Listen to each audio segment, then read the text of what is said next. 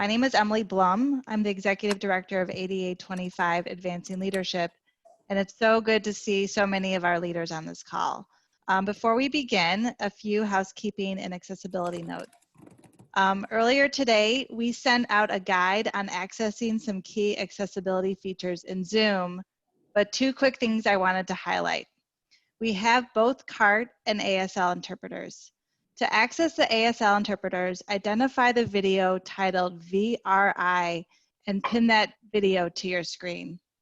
To see the captions, either turn the captions on by clicking the CC closed captioning icon. You can also change the size of the captions in settings. My colleagues Alex and Risa will be monitoring the chat box, so if you have any problems, they can help you troubleshoot. Risa will also be available via email or text, and she did give me permission to give you her phone number, which is 718-207-2012 if you have any technical issues. Also, I want to note that this convening is being recorded so that we can share it with those who weren't able to attend. Today, we are joined by members Amber Smock, Director of Advocacy at Access Living, and Emily Harris, Principal at Harris Strategies. They are going to lead us through a conversation about the real life and policy impacts of COVID-19 on people with disabilities.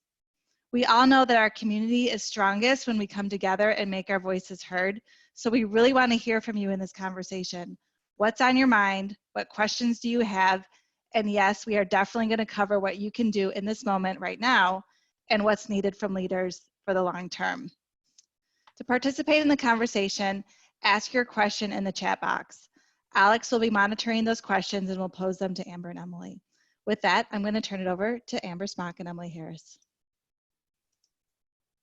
Thank you, Emily Blum. This is great to be with all of you at this challenging time. And I wanted to just kick this off by saying that this is a challenging time for everybody, and it's great to be able to be together and be in community, and also wanted to honor the fact that the disability community is a particular threat every time we hear that you shouldn't worry if you're young, although that message is going away. I've heard on the radio today.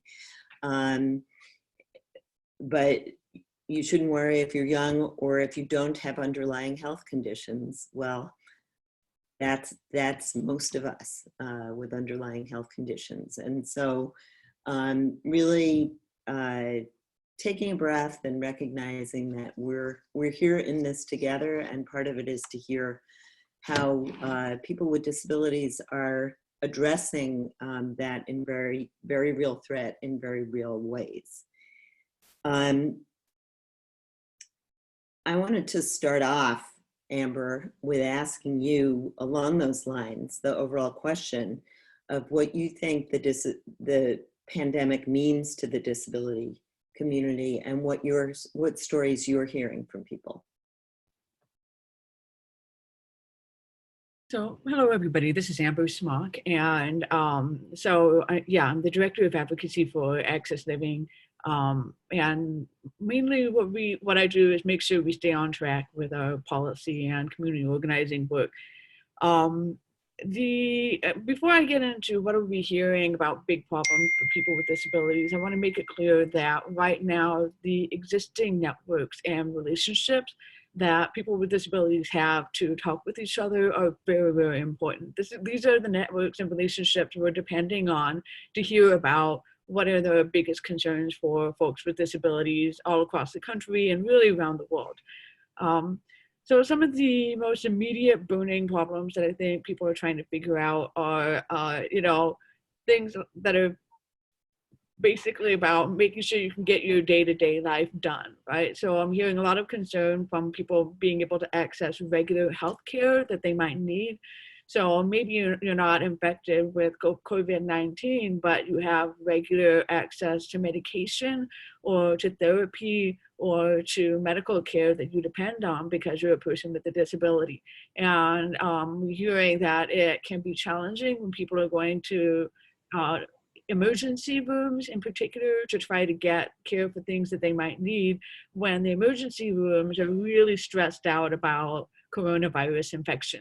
So that's one thing that we're hearing is that's very on the ground, and it's causing some folks to maybe forego medical care that they might need, and that's a problem, right? So we have to speak up about that with medical providers that you might have access to. So that's one on the ground problem. Another on the ground problem has to do with folks that need personal care assistance. We are already seeing some examples of situations where people may have their personal care attendants have to leave town, and then they are left without people covering certain shifts for personal care assistance, and that is a really big problem. So trying to find ways to get emergency personal care support for people who don't have folks otherwise assisting them is very important. We also have the situation where people are losing jobs and losing financial support that they might need in order to maintain themselves as a person with a disability, and that's also a challenging situation. And there's a couple other like big burning ones that I've been hearing about. People are really stressed and scared by the media reports about possible rationing of healthcare or use of ventilator equipment. That's a very serious situation for a lot of people with disabilities, especially because as we know, living with a disability doesn't necessarily mean you're unhealthy. You have a disability, So what is healthy for us might not mean the same thing for somebody without a disability, and our doctors taking that into consideration. I think we are also just looking at like the social situation around us where the people that we know that we depend on may be sick for whatever reason, like with the flu or a cold or God knows what. And for safety, they're staying home and trying to self-quarantine because they don't know what they've got. So people are seeing some gaps in their everyday physical contact relationships that are important. At the same time, I want to stress this, though. I think that people are reaching out online in ways that are more elevated or more focused and intentional than they ever did before. So that's actually an asset and something that a lot of us have already been practicing. So you're using those skills in a more focused and intense way.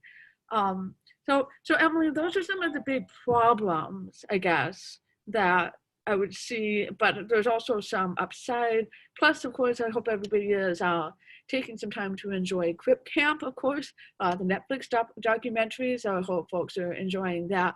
But that is a reminder how important our community is to us, and how important it is to be able to have people to talk back and forth and problem solve and figure things out. So there's that. So Emily, I'm not sure, do you want me to talk about some of the policy stuff here, or I want to make sure I'm sticking within the frame of your question? Yeah, I think I wanted to interject I really like your point about the benefits of the disability community and how effective the community is online and what we have to learn from the community. I've read a lot of online pieces talking about how people with disabilities have been managing working at home for years, and some tips from the community. So I think the community is most importantly reaching out to support each other, but we're also seeing people reaching out to allies and friends and the general community, showing people how it can be done. So that's encouraging. I just wanted to, and this maybe we'll delve into the policy piece, Amber, but I'm also seeing stories, a lot of concerns online about people who are in institutional settings that they're kind of stuck in, like if they're in incarcerated, people in detention centers, just recognizing that there are many people who have disabilities in those kinds of settings, and wondered what you're hearing about that. Mm-hmm. Yeah, so this is Amber speaking.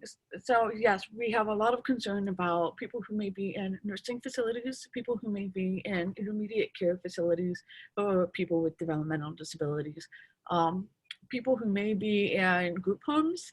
I also want to bring up people who are in jails and prisons, because there are a lot of people with disabilities who are in jails and prisons, and getting infected with COVID-19 is a real concern for them right now.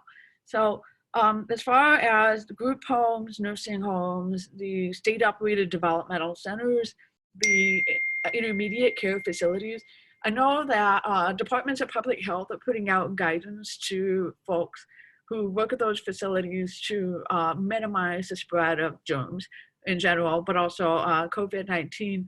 There's a really intensive effort going on right now among staff and providers of those types of places to figure out, like, how do we check the temperatures of the staff that are going in and out, how do we check the temperatures and symptoms of people who are inside. But the thing that's really distressing, though, is a lot of people are basically being put in lockdown in their rooms. You know, they are not being allowed to move around. They're not being allowed to, like, go out, and this is really distressing. And so right now, I know that the big advocacy associations and the providers are overwhelmed with just trying to figure out how do we support people, but also not spread germs. So it's really scary to think about. It's a big problem. I don't have a lot of solutions about this, except that if there are people who are listening in this call that have the expertise in this area, please make sure you're reaching out to the Illinois Department of Public Health, and particularly Division of the Department of Human Services Division of Developmental Disabilities, because they're the ones putting out guidance to all the providers about this. I believe that Equip for Equality, which monitors problems of disability rights in these kinds of places, is continuing to monitor these, but I'm not sure how much in-person monitoring they're doing because it's very challenging, right? But you should be reporting incidents of abuse, neglect, or disability discrimination to Equip for Equality. They're still on the phones, so make sure you're doing that. For the side that has to do with incarceration, there are criminal justice reform advocates that have been calling for the Illinois Department of Corrections and also particularly the Cook County Jail to release people who don't need to be there. So people who are chronically ill, people who clearly don't have an issue, you know, like if they come back into the community, like no big thing. But I have to say this, there's something that's very important as what are they being released to? Are they being released to places that are safe and secure for them? How is probation going to work, or terms of early release going to work? So it's very complicated. But that also is an arena that affects, you know, thousands and thousands of people with disabilities in our state. So that's also an avenue for action. I know that if you're interested in that area, the Chicago Community Bond Fund and the Uptown People's Law Center have been posting a lot of action alerts on their Facebook pages. So if you're on Facebook and you want to check out Chicago Community Bond Fund and the Uptown People's Law Center, those folks are probably posting the most up-to-date advocacy in that area. So yes, Emily, this is a big question. And, you know, it highlights the difficulty of the institutional bias, right?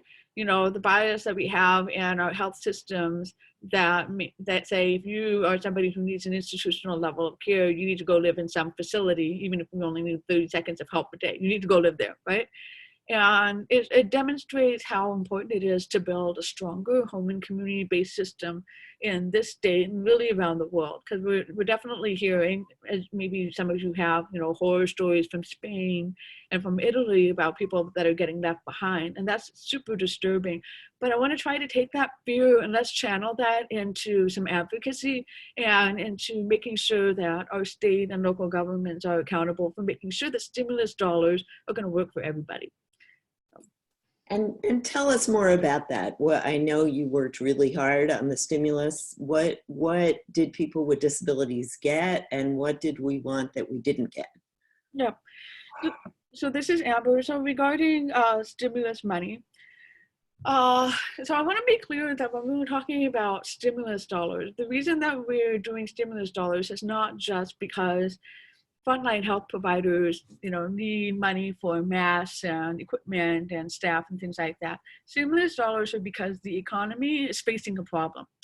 And that includes everything from, you've heard a lot about restaurant workers, you've heard a lot about small businesses, you've heard a lot about different kinds of people just trying to make a living and everything. And so the stimulus is really about making sure that we can carry our national economy through this crisis. The stimulus packages are not about system redesign. So we're not going to see something happen here where you're going to create new civil rights for people with disabilities or new things, but they are about getting money into existing programs, and that's basically what we're talking about here. So over the last month, really, Congress has managed to pass, surprisingly, I don't know, like these days, like you never know what's going on with Congress, right? But Congress has managed to pass 3 stimulus packages. And these are pumping trillions of dollars into the United States economy. And third one, I think, is on the president's desk to sign. So I'm not sure if he's actually signed it yet, but that's moving along too. But I want to point out some things about the stimulus package. I think the immediate concern has to been to get money to healthcare providers, right? And then the second major concern has been, okay, what industries are being really impacted by, the coronavirus issue? Is it airports? Is it banks? Is it, what kinds of companies are being affected? But then there's the third area of concern, which has to do with what are the human services that are going to need help? And that's the one that I've been tracking more closely, is to find out what is Congress going to do to make sure that money is coming to the areas where, people, just regular folks need help. And so the third coronavirus package that just passed is pumping billions of dollars into SNAP. It is pumping billions of dollars into actually transportation. There's $25 billion that are supposed to come to transportation. There are, I don't know how many billions of dollars going into housing and urban development. So the housing and urban development it's not just about housing. It's also about money for homeless folks. And it's also money about, let me think about this. It's money about housing, homeless folks, and then also community development. So a lot of community development dollars actually flow through HUD. Let me think. There is, for example, there's billions of dollars obviously going to the Centers for Disease Control and healthcare and that sort of thing. One important disability item that happened is that the package includes $85 million for Centers for Independent Living. And this is an important thing for Centers for Independent Living across the country. Access Living is a Center for Independent Living. Progress Center is a Center for Independent Living. But Centers for Independent Living serve local communities. So that $85 million is an investment in serving local people with disabilities. And so that's very important to know about for people with disabilities. SAMHSA, the Substance Abuse and Mental Health Services Administration, is getting something like, what did SAMHSA get? They got $425 million for mental health supports. So there's a big investment for mental health supports right now. There is a big investment for LIHEAP. Some of you might not know what that is, but it's like energy for low-income households. So there's an investment in that. There is a giant investment of almost $1 billion under the Older Americans Act. That's for senior citizens. So there's millions and millions of dollars that are being pumped into making sure seniors can get meals, but also, like family services, respite services, that sort of thing. So the stimulus bill contains a lot of things, but it didn't provide really for funding for home and community-based services. That's the problem. So there is a summary that came out from the Center for Public Representation that compares like what came in for people with disabilities and then what got left out of the stimulus package and what we have to keep fighting for. So that's on the Center for Public Representation's webpage. And so that's a very important fact sheet. It's about 2 pages long, so it's really easy to read. I wanted to say also a couple of things. The package also includes millions for veterans assistance. So for those of you who care about veterans, there's a lot of money that's going to be flowing through the VA. There is about $100 million coming for federal prisons. So going back to the incarceration side, $100 million is coming for federal prison. But to be honest, you guys, I don't think that's enough money. $100 million is not enough for federal prisons to fight this. So I'm very concerned still about prisons and jails and things like that. So that's a general picture of like what the money is. But here's what I want to say for all of you to keep an eye out for. This money is going to be flowing through state governments and local governments. It's an enormous amount of money that has to be spent by the end of the year, basically. And so what I would ask those of you who can is to keep an eye out for when is a state going to get this money? When are hospitals, local governments going to get this money? And are they spending it in a way that's accountable for people with disabilities? Are they providing access to people with disabilities have an equal chance to get the same thing that everybody else does? We are already seeing situations with the Centers for Disease Control where some of their online content, for example, is not accessible for people who are blind. So that's an example of, okay, well, they're doing all this emergency response, but they're not covering all the disability bases. So it is important to keep advocating with the state of Illinois, Cook County government, your municipal government. Hey, when you get this money, make sure it's going to help people with disabilities. A lot of the money is going to help bolster salaries, but some of it is going to be for services. So I'm hoping that the ADA 25 network can consider where you can be helping out and, hold everybody accountable about it. Thank you. Can you talk a little more about the local level as well, and what some of you mentioned up front, the scary prospect of healthcare rationing, and I know that's something that has been explicitly put into some states' policies, and that suits have been filed and so forth about that. Is Illinois at risk of that kind of thing happening here? And what are other things we should be watching and advocating for locally? Yeah. So this is Amber. About healthcare rationing, Access Living has already been making sure to communicate with the state of Illinois that that the state needs to provide guidance to healthcare systems that in emergency triage or, like what do you do when you have a code blue? The guidance needs to make sure that bias against people with disabilities is weeded out.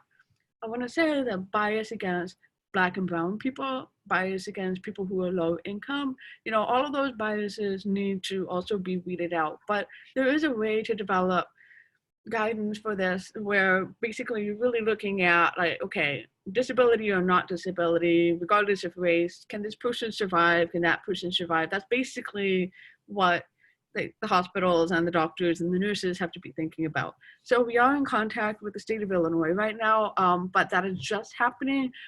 We managed to get about 142 organizations from around the state to support communication about this with the state, including ADA 25. So thank you, ADA 25, for signing on to that letter. Right now, we are giving the state a chance to respond because we only just sent it yesterday. So we're just kind of waiting to see what they're going to do. So just kind of people should kind of hold their fire a little bit, but the governor's office definitely knows the disability community wants to see guidance about that problem. Okay, so pivoting, if you don't mind, let me think about this. So locally, I know groups like Access Living are working on the problem of, okay, so what happens if somebody needs an emergency personal attendant to come visit them?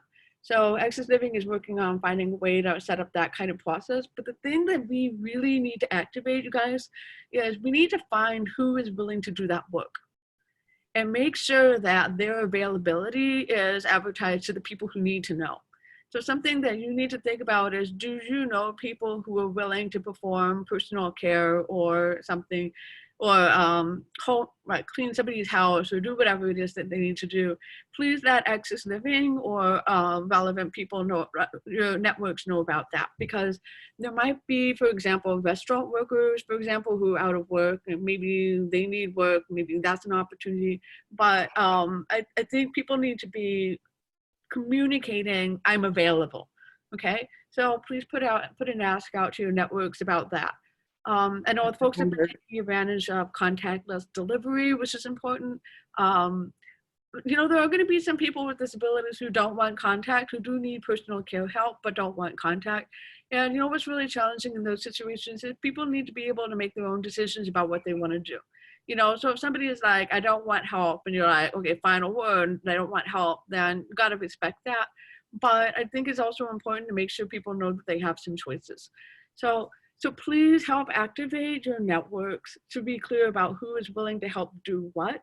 In Chicago, there are also some aldermanic, like city council members who have activated response teams in your wards. So I live in the 40th ward. My alderman is Harry Osterman, and he's formed a community response team where you can go to his website if you live in that ward, and you can fill out, I need help with this thing, and you send it to them, or you volunteer. And so I know some people that have been volunteering to make phone calls to seniors and people with disabilities who need phone check-ins, things like that. So there's that. But something else is developing. A lot of you know 8825 member Adam Ballard, and there is a new national effort to try to deal with like community local response, especially if people like can't get help, you know, through WhatsApp. And so there's a building effort that's just kind of starting up like literally today on WhatsApp. And so if you're interested in being part of the WhatsApp Disability Mutual Aid Network, please contact Adam. That would be really good. But don't give him too hard of a time because today is his birthday, and I know he's kind of taking the afternoon off. But it would be good if you can let him know that you're interested in helping out with the WhatsApp network. So for those of you who like to do that. So those are some of the local things. I'm sure I haven't covered everything. I've seen a lot of mutual aid compilations and resources. I know 8825 member Kedra Cheney has taken the trouble to compose a Chicago resource document on mutual aid. So thank you to Kedra for doing that. There's a lot going on, so I'll stop there. Well, thank you. And everybody, please know that we are, this is Emily, sorry, I have been very bad on that etiquette. We are ready to take your questions any minute. So please put your questions in the chat, and Alex will read them off to us as they come in. So we want to hear from you. We know that also, comments are welcome. I know a lot of you are working on these things, and so please tell us what you're doing as well. One of the things I'm noticing on a more micro level is that many things, like you just said about the CDC not being accessible, as we're transitioning to working at home and working virtually, I think that many organizations aren't necessarily thinking about how they accommodate their workers. And so often captioning isn't provided on video calls, or workers don't even necessarily know that they can ask for those accommodations. What is your advice about that? What can we learn about access living's practices as best practices to make sure that everybody can participate fully even when they're working from home? This is Amber. Well, what I can say about what Access Living is doing to make sure that workers can work from home. Right now, all of us are working from home, so all 65 some staff are working remotely. We are using Zoom meetings just like we're doing now. So when we have group meetings, we're using Zoom. For certain meetings, we're also utilizing captioning, just like 8825 is doing. And as people know, we have an ASL interpreter who works on staff. So she joins many of our calls and interprets our calls for us. So we are definitely using Zoom a lot, but we are also transitioning to exploring the use of Google Teams, I think. So our admin staff are looking to figure out like how to make sure to find more opportunities for video participation or remote participation that might not use Zoom. So they're exploring those options, which we didn't before. So that's new for us. I think for people who deal more with back office, there is a lot of transition in terms of figuring out how you're going to do your finances, how do you manage checks, how do you manage paperwork. and that sort of thing. So there's a lot of back office operations that Access Living is figuring out right now, but we are doing it remotely. And one other tool that we are using right now is my department. We have a lot of very social people. So I have about 10 people in the advocacy department. They're very sociable. And we've set up a Google chat where people can chit chat back and forth. We call it the water cooler. So anytime you get really sick of doing work, you can go over to the water cooler and talk about fun stuff with everybody. So we are making sure that there's some community relief in that way. But because we are also a social services organization, we are working remotely. We have to figure out how to work remotely with consumers that we serve. And so I know there's been a lot of phone check-ins. Some people might not have video access, so phone check-ins are the things, trying to find out like where people are at with their finances. We're doing that right now. So I think the thing is, Emily, for Access Living, I think we're well aware that working remotely is something that we need to be able to provide people. We know that the Equal Opportunity Commission has also put out guidance about, making sure to accommodate people with disabilities even during the time of the coronavirus. I've been very dismayed when I've seen companies or nonprofits that demand that people have to show up to work. And I think, that's, it doesn't have to be done. I mean, unless you're a grocery worker, and you have to get the food somewhere, I'm not sure about that, So I think that there's a lot of, I don't know, Access Living is managing to make it work. I think the one big challenging point for us is, so your organization might have fundraisers, for example. So Access Living has an annual fundraiser that's a big, giant fundraiser that we do at Navy Pier in June every year. Well, how do you do your fundraiser or whatever online? So, or do we move the date? So that's a big challenge for a lot of organizations. How do we make sure to sustain ourselves when big events might not be what we can do right now? So there's a conversation about that. And I don't have any updates about it. I'm just saying it's a challenging conversation. So Emily, I think what we've also noticed through working remotely is that a heck of a lot of work can be done. And sometimes it feels like we're working harder online than we ever were in person. I don't know why. I don't know if we were like fooling around, hanging out too much or whatever, but it feels like we work harder online than we ever did in person, which is really interesting. I see that there are a lot of questions coming through, so I'm going to stop. Yeah, so let's let Alex give us some of them. Thank you. Cool. So the first question was from Becky, and it actually is related to the conversation we were just having. So I've been noticing a lot of anger and seemingly aggressive posts on social media about ableism and working from home due to COVID-19. I understand the sentiment, but I believe going about calling attention to it in this way is not the best approach. Is there a way we can approach advocating for working from home / remotely for people with disabilities permanently without putting people on the defense? And then just for the queue, we also have a question from Whitney. I saw your question, and a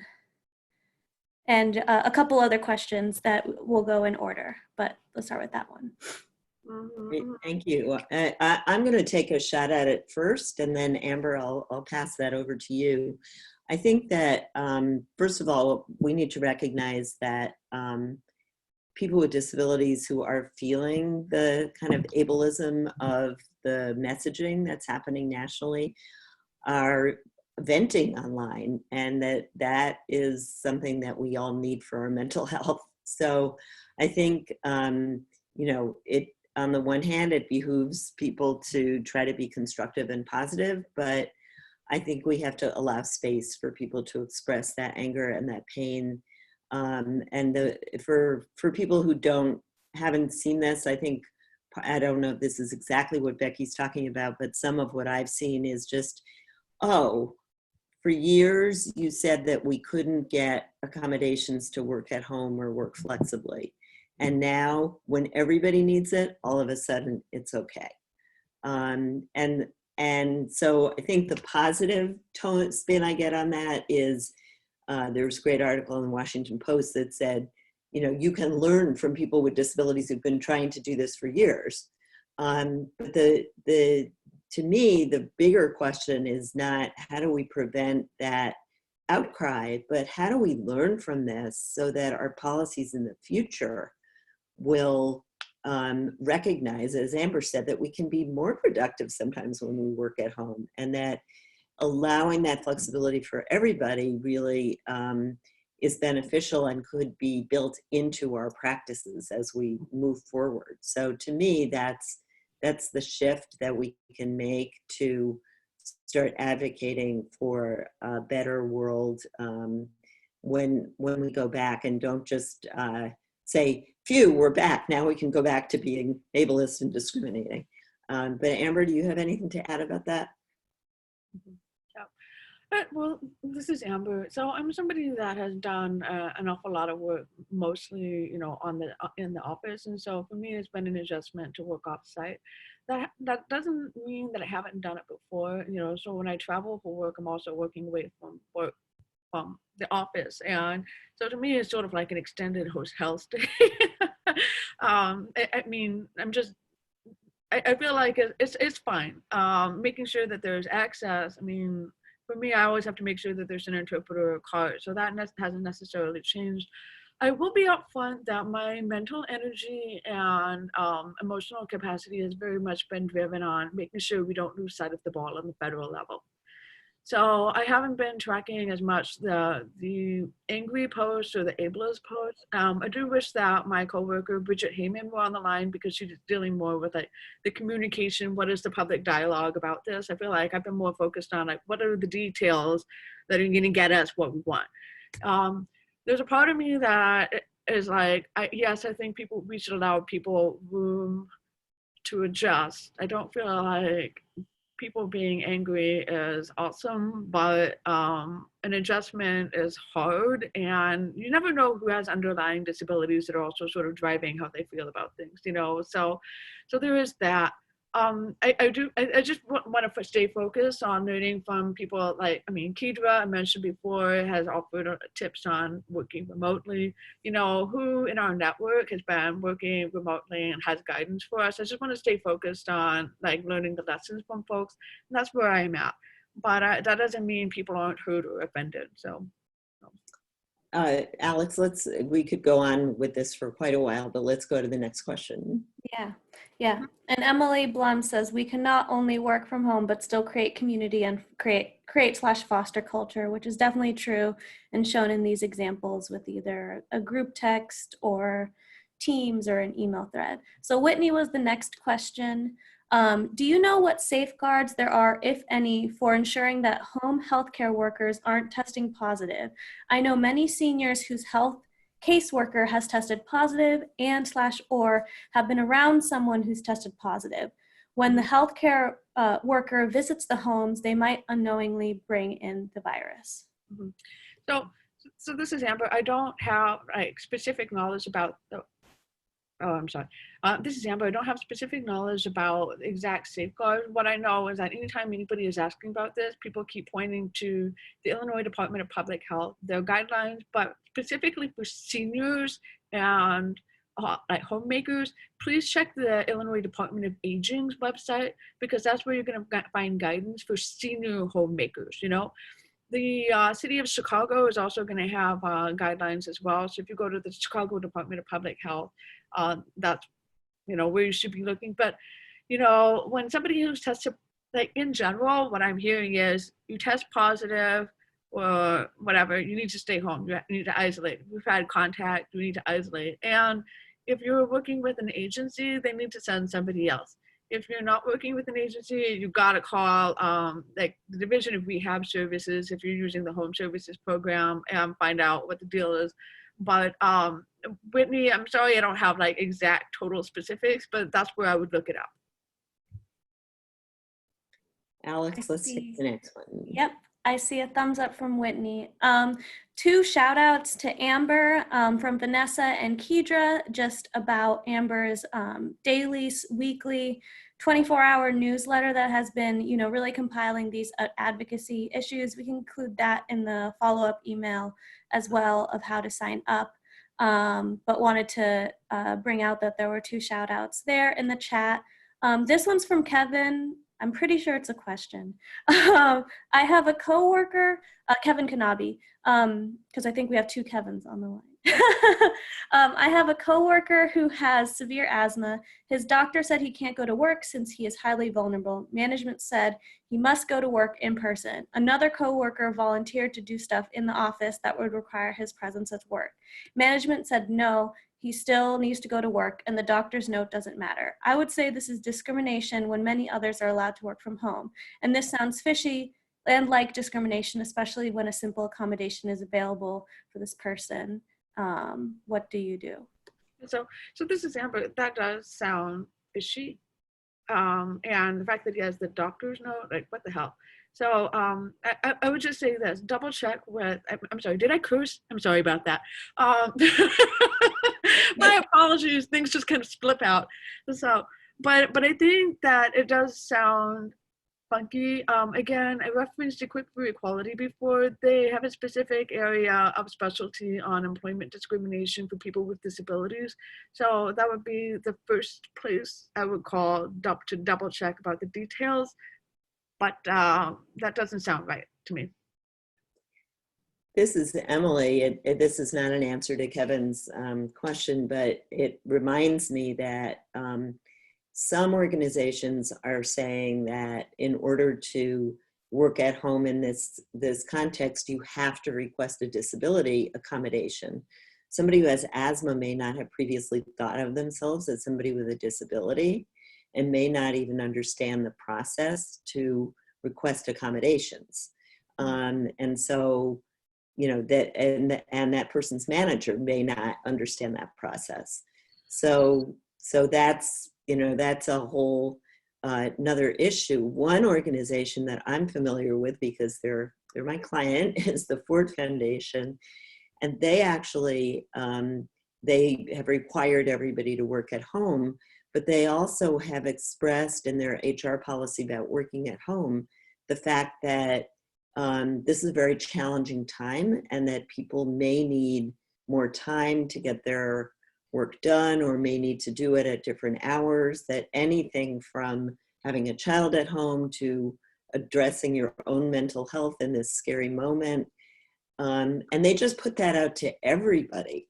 So in terms of thinking about employer best practices and our vision of the future, I think that's the kind of messaging we want to see so that people aren't forced into disclosing that they have a disability if they're not ready to do that, or go through the process of trying to get a doctor's note in this day and age when it's almost impossible to reach your doctor. So, you know, just some thoughts that, Kevin, I'm really sorry to hear that in the environment that you're in, but maybe it can point to, and this crisis can point to some best practices that we can aspire to in the future.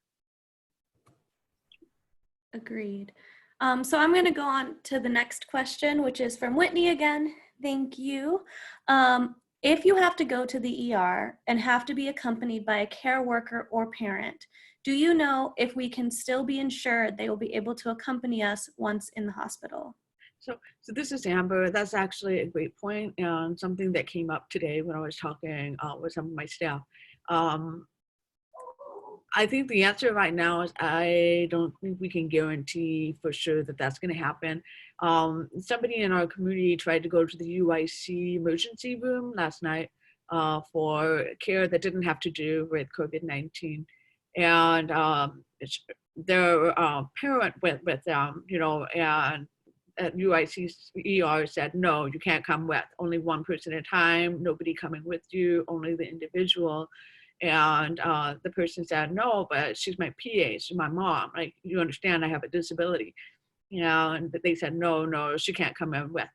So right now we are trying to reach out to UIC to find out what the deal is. But this is the kind of situation that I urge you, if you have any contacts whatsoever with emergency rooms, medical systems, that sort of thing, please reach out to them and highlight this issue that people with disabilities may be coming in and they need somebody to be with them who's either their support person or their PA, and it's got to happen. So this is something that the 8825 network could really help out with.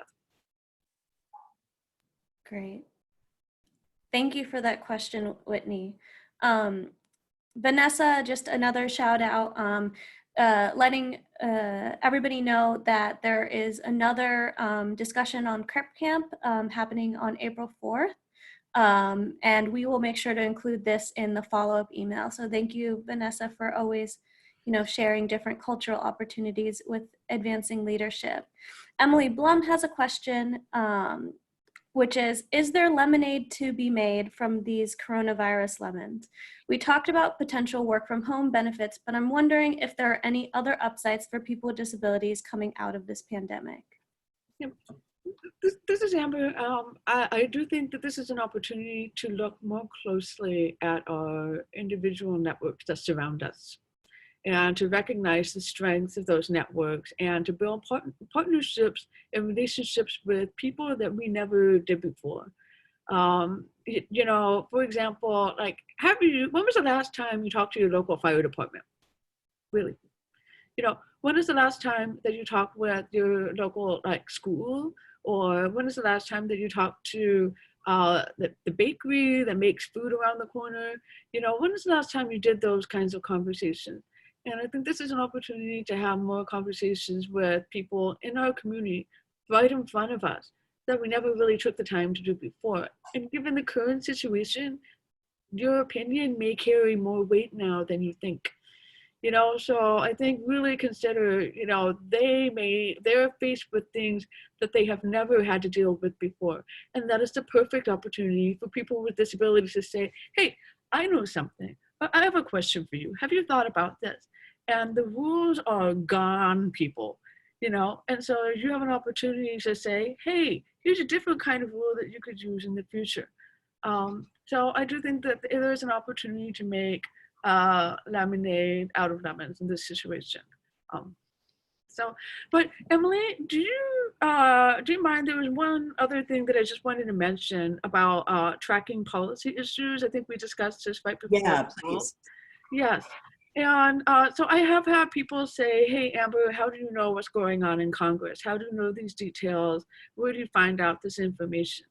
And the answer is that, over the course of many years, I've had the good fortune to build relationships with a lot of people, whether it's through organizing as an activist with ADAPT back in the day, whether it's organizing with women with disabilities, whether it is organizing with, access living community groups, that sort of thing.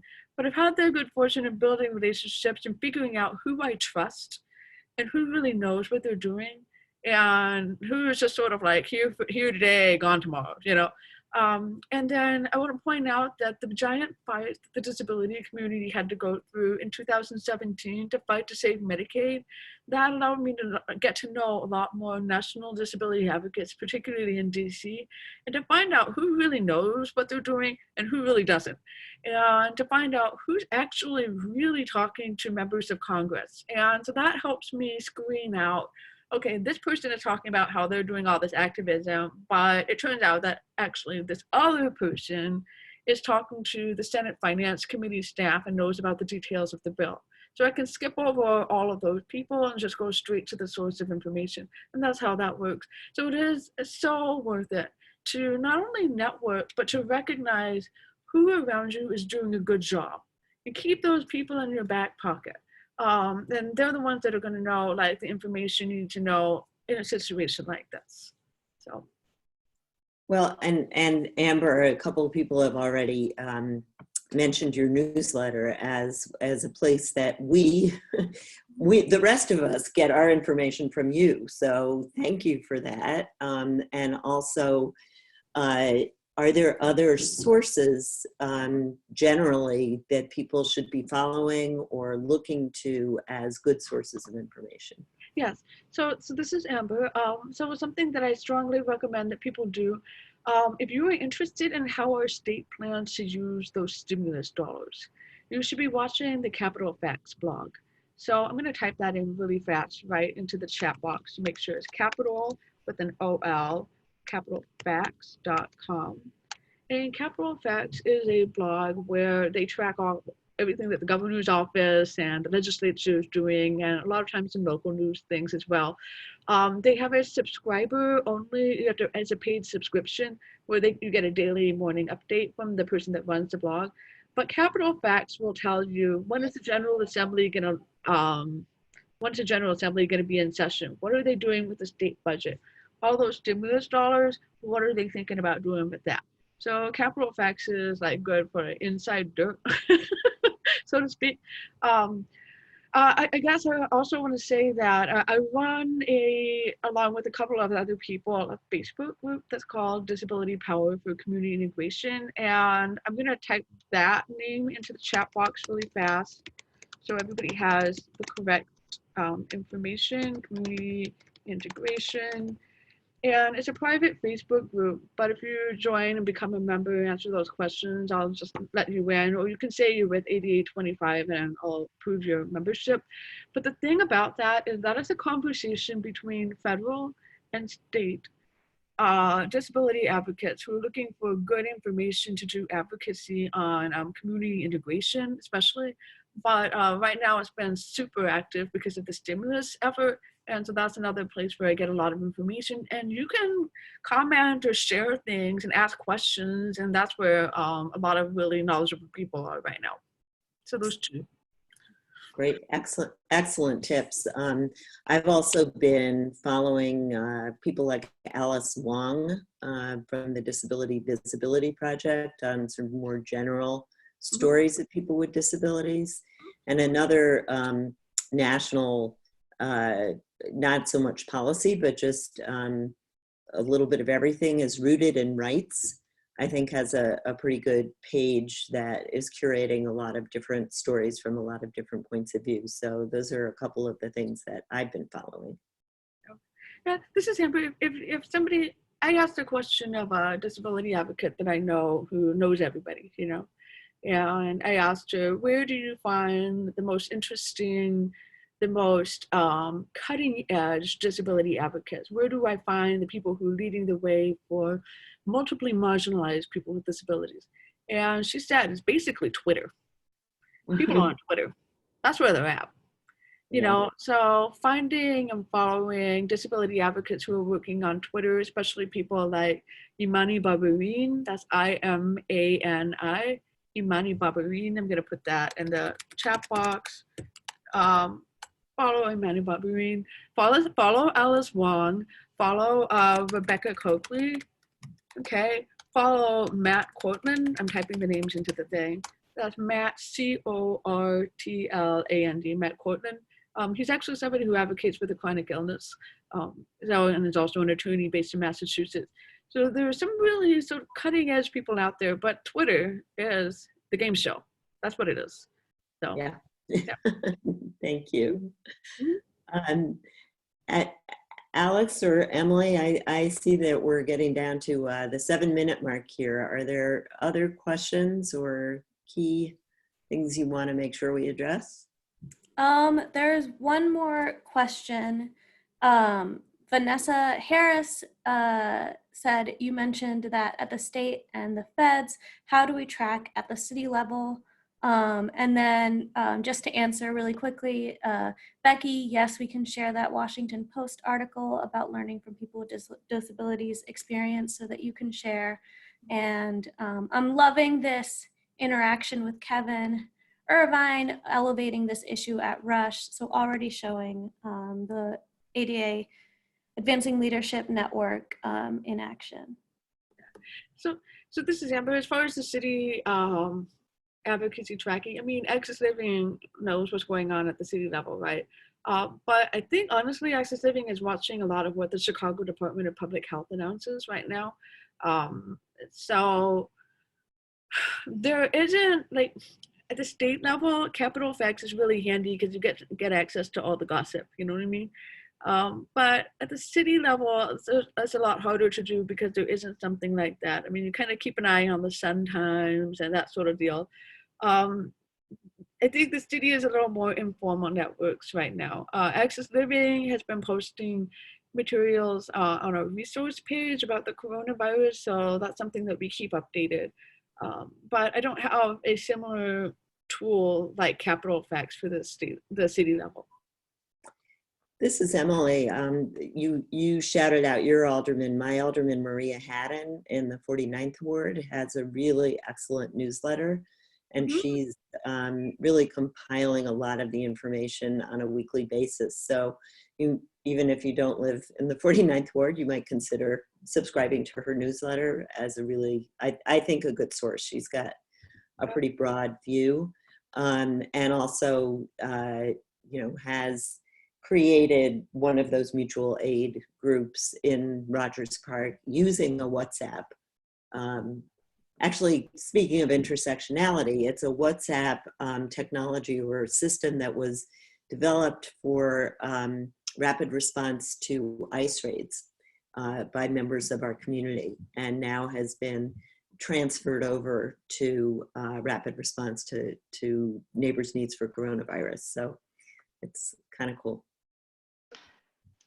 This is Emily Blum. I'm going to jump in and wrap us up because it looks like Alex confirmed that the questions seem to be winding down. Great. So first, thank you so much, Amber and Emily, for guiding us through these conversations and really helping us understand how our community is being impacted at this time. Here's our commitment to ADA 25 advancing leadership to all of our leaders. First, we're going to follow up with you following this conversation with resources and tools and things you can use to act and make impact. And I'm realizing that I think we started with having a set of things that we were going to send out following this conversation, but we are already adding to that list. So give us a little bit of time, but we're going to get that out to you as soon as possible. And second, we are committed to keeping this community connected. So please continue to join us for these online convenings, which will be announced as soon as they're planned. And with that, I'm going to say adios. Please stay well and safe and healthy during this time. And thank you so much. Thank you. Goodbye.